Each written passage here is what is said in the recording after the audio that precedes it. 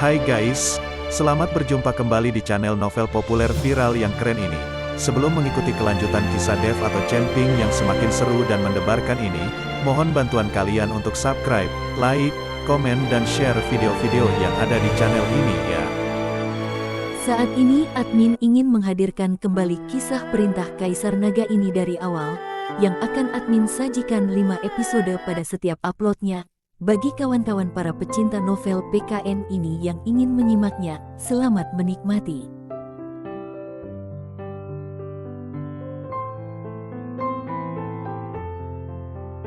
Perintah Kaisar Naga bab 106 sampai bab 110.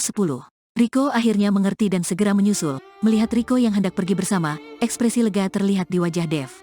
Dia menepuk-nepuk pundak Riko dan berkata, "Tenang saja, ada saya, kamu tidak akan dipukuli." Riko hanya bisa tertawa pasrah. Dia menetapkan hatinya untuk menyusul Dev demi mempertahankan pekerjaannya. Dia dan Dev adalah rekan satu tim. Kalau Dev pergi sendiri, dan atasan sampai mengetahui hal itu, bisa-bisa dia dipecat. Segera, Dev dan yang lainnya berangkat menuju perusahaan Pak Tantono yang alamatnya tertera di dalam data pelanggan. Kantornya tidak besar, hanya 2 tingkat, bahkan papan nama yang tergantung di depan pintu perusahaan sudah terlihat usang.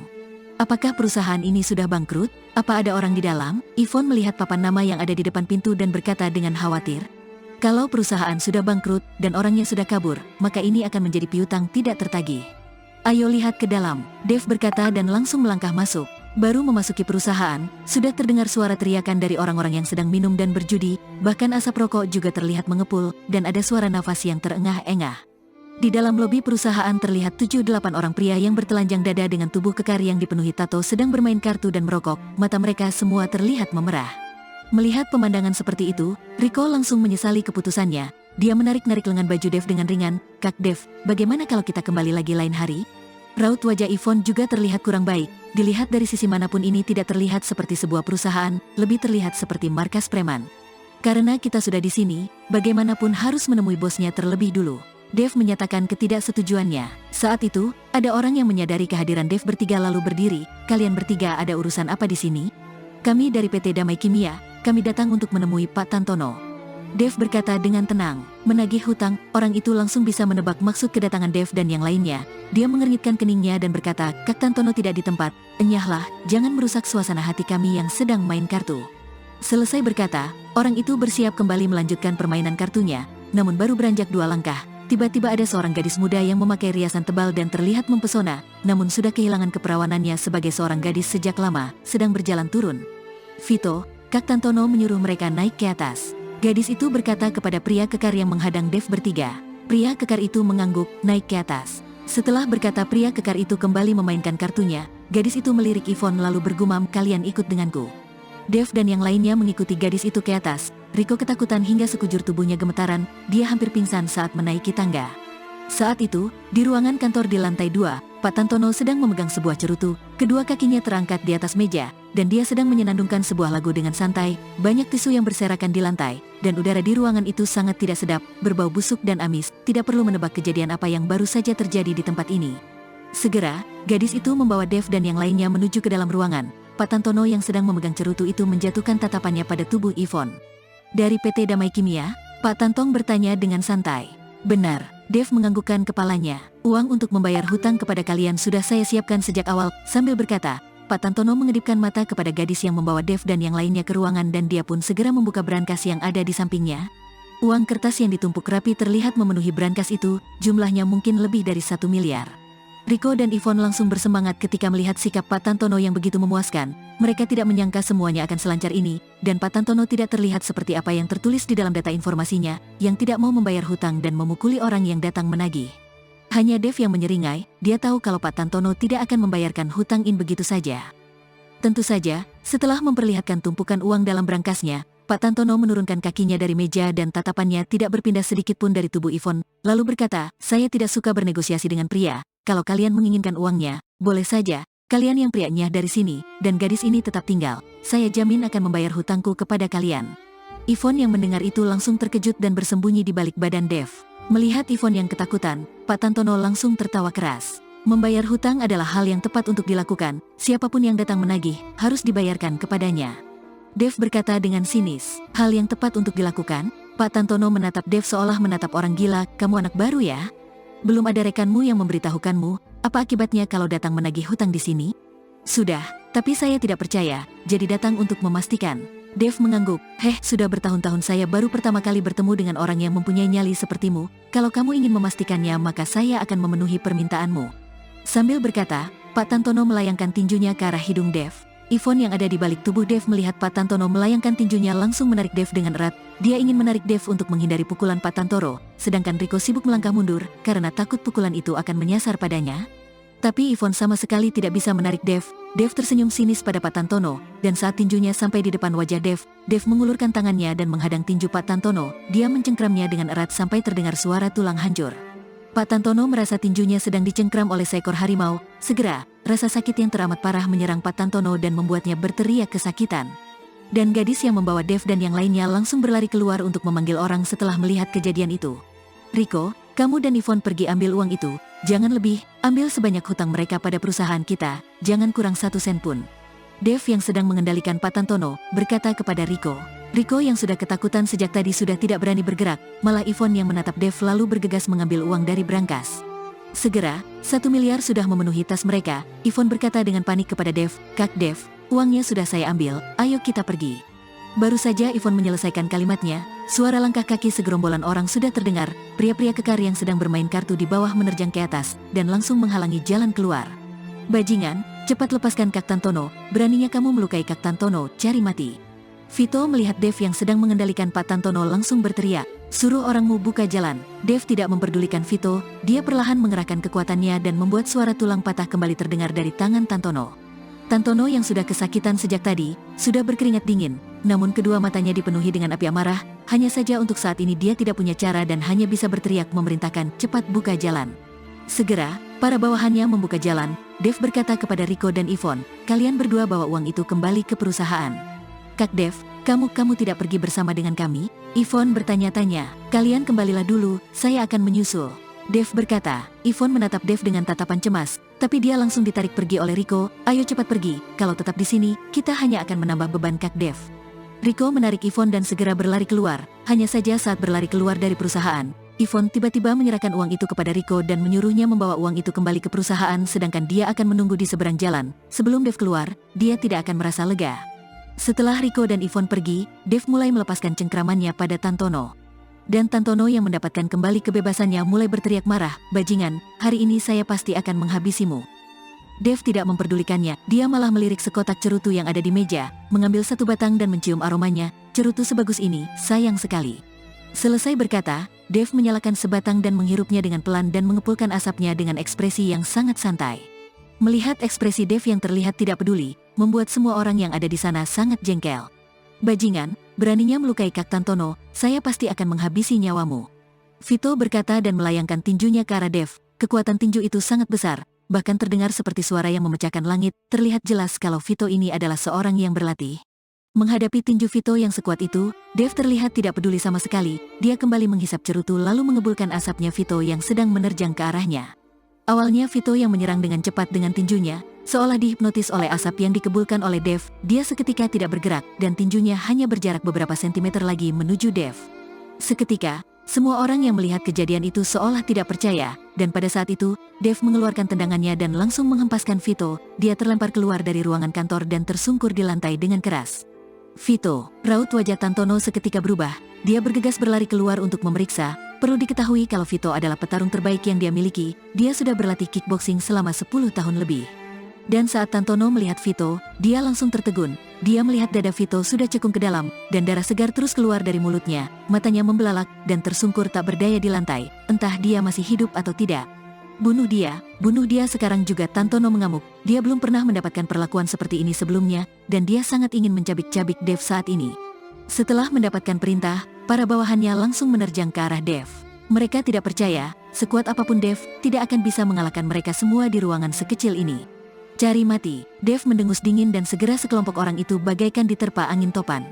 Kecepatan Dev sangat kencang, mereka bahkan tidak bisa melihat bayangan Dev, dan tiba-tiba tubuh mereka sudah tersungkur di lantai. Hanya dalam beberapa detik, semua orang yang ada di ruangan sudah tersungkur tak berdaya di lantai.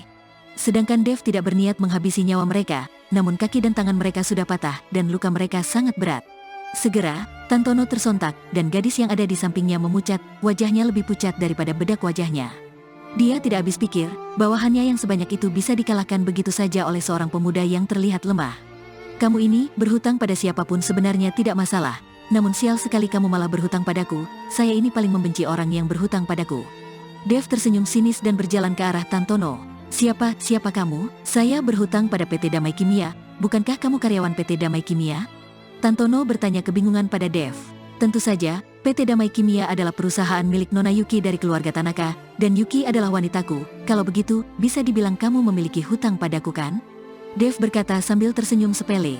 Wanitamu, Tantono semakin kebingungan, namun segera pupil matanya membesar, dan tatapannya terlihat sangat terkejut dan ketakutan. Kamu adalah... Tantono membuka mulutnya lebar, namun karena keterkejutan dan ketakutannya, dia tidak bisa mengeluarkan sepatah kata pun. Tantono pernah menjadi anggota mafia, meskipun dia belum memenuhi syarat untuk menghadiri perjamuan yang diselenggarakan oleh Indrawan, namun dia sudah banyak mendengar tentang rumor yang beredar, dia juga sudah mendengar tentang Dev, hanya saja dia tidak memikirkan itu sama sekali. Mengalahkan Stanley, menjadi orang yang paling dihormati oleh Indrawan dan Jansen, ternyata adalah seorang pemuda biasa yang sedang berada di hadapannya saat ini. Tantono tidak berani mempercayai apa yang baru didengarnya, tapi dia juga tidak bisa tidak percaya. Gedebuk, Tantono tidak bisa menahan dirinya dan langsung berlutut di hadapan Dev. Tuan Dev, saya tidak mempunyai mata, mohon Tuan Dev ampuni saya sekali ini. Tantono bersudut dan memohon pengampunan. Kalau Dev hanyalah pacarnya Yuki, dia tidak akan setakut ini, lagi pula dia berani berhutang kepada keluarga Tanaka, itu menunjukkan dia tidak terlalu takut pada mereka. Meskipun keluarga Tanaka adalah orang terkaya di kota Surau, tapi mereka hanyalah pebisnis, kalangan mafia tidak akan pernah takut kepada mereka. Tapi, Dev bukan hanya pacarnya Yuki yang diperkenalkan secara umum, dia juga merupakan tamu kehormatannya Jansen dan Indrawan, dan mereka bukan orang yang bisa disinggung olehnya. Melihat ekspresi Tantono, Dev hanya mencibir lalu pergi meninggalkan tempat itu.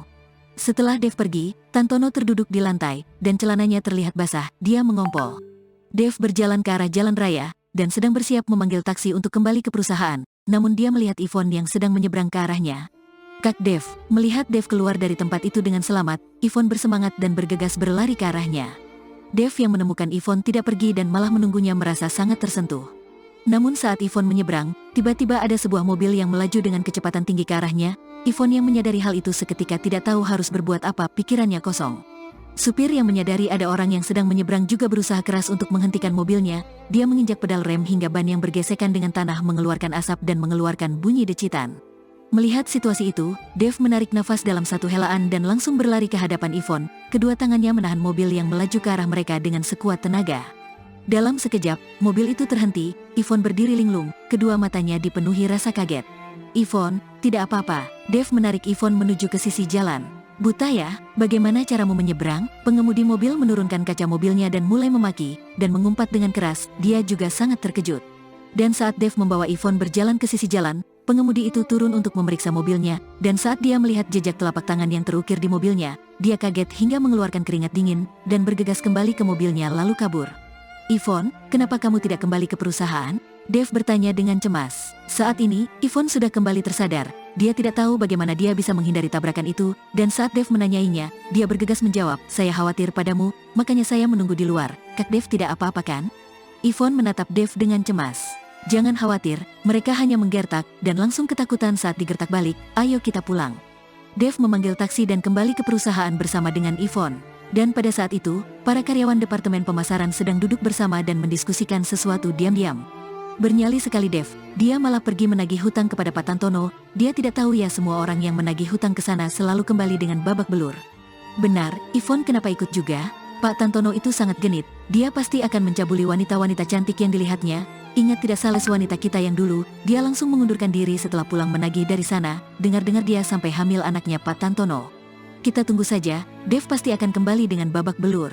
Banyak yang mulai berbisik dan mendiskusikan masalah ini, sedangkan Mona mengernyitkan keningnya dan merasa khawatir pada Yvonne. Dia tidak mengkhawatirkan Dev, meskipun Dev dipukuli hingga cacat, dia juga tidak akan mengkhawatirkannya.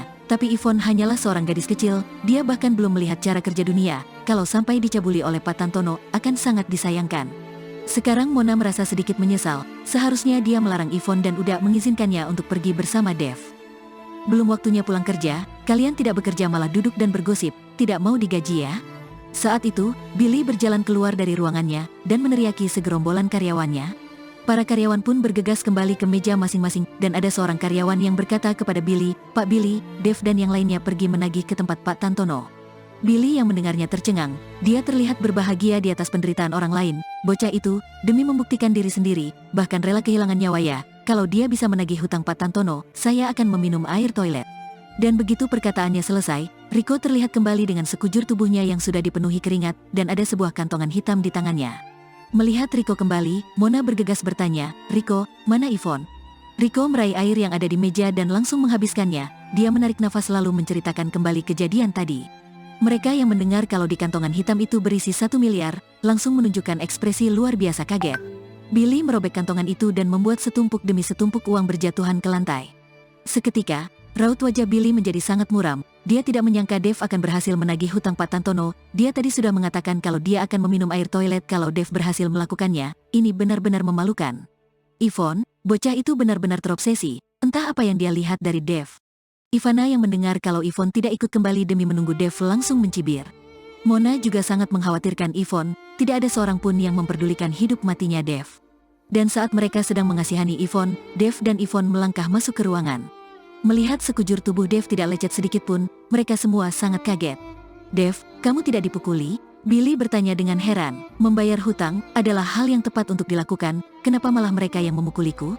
"Mereka tidak kupukuli saja sudah bersyukur." Dev tersenyum sinis, sedangkan Mona bergegas menghampiri Yvonne. "Yvonne, kamu tidak apa-apa kan? Kenapa wajahmu pucat sekali? Lain kali kamu jangan pergi dengannya lagi." "Kak Mona, saya tidak apa-apa." Yvonne tersenyum. "Dev, karena kamu begitu handal dalam menagih hutang, kalau begitu, seluruh piutang di perusahaan ini kamu saja yang urus, itu akan menjadi tanggung jawabmu." Billy langsung memindahkan tanggung jawab untuk menagih hutang perusahaan kepada Dev. Dev tidak menolak, meskipun Billy tidak memberi tanggung jawab itu kepadanya, Dev juga akan berinisiatif untuk menagih, karena bagaimanapun itu adalah uangnya. Melihat Dev tidak menolak, Billy merasa heran, tapi di dalam hatinya merasa sangat senang, kalau seluruh hutang itu bisa ditagih oleh Dev, maka sebagai manajer departemen pemasaran, dia juga akan diuntungkan. Siang itu, di restoran makanan barat dekat kantor PT Damai Kimia, Junior terlihat sedang duduk di meja dekat jendela dan menunggu seseorang dengan bahagia. Sesaat kemudian, Yuki terlihat menenteng tasnya dan berjalan masuk ke restoran. Junior yang melihatnya sibuk melambaikan tangan padanya. "Yuki, di sini." Yuki menghampiri, raut wajah malas terlihat di wajahnya. Dia duduk di hadapan Junior. "Ada urusan apa mencariku?" "Yuki, saya hanya merasa sudah lama tidak bertemu denganmu, jadi mengajakmu keluar untuk makan bersama." Junior berkata dengan sanjungan, "Kalau tidak ada urusan, saya pergi dulu." Yuki berkata dan hendak berdiri. Ada urusan." Junior yang melihatnya sibuk menahan Yuki. "Yuki, kamu tahu perasaanku padamu, tidak pernah berubah sejak dulu, saya tidak pernah menyukai siapapun selain kamu, bisa tidak kamu?" "Tidak bisa." Yuki langsung menyela tanpa menunggu Junior menyelesaikan ucapannya. "Junior, saya harap kamu sadar akan statusmu sendiri, kamu hanyalah manajer yang dipekerjakan dan dibayar oleh keluarga Tanaka, saya bisa menggantimu dengan orang lain kapan saja, sebaiknya kamu fokus saja pada pekerjaanmu, dan jangan habiskan tenagamu untuk memperhatikanku." Yuki berkata dengan dingin, kata-katanya sedingin es, membuat raut wajah Junior juga mulai berubah.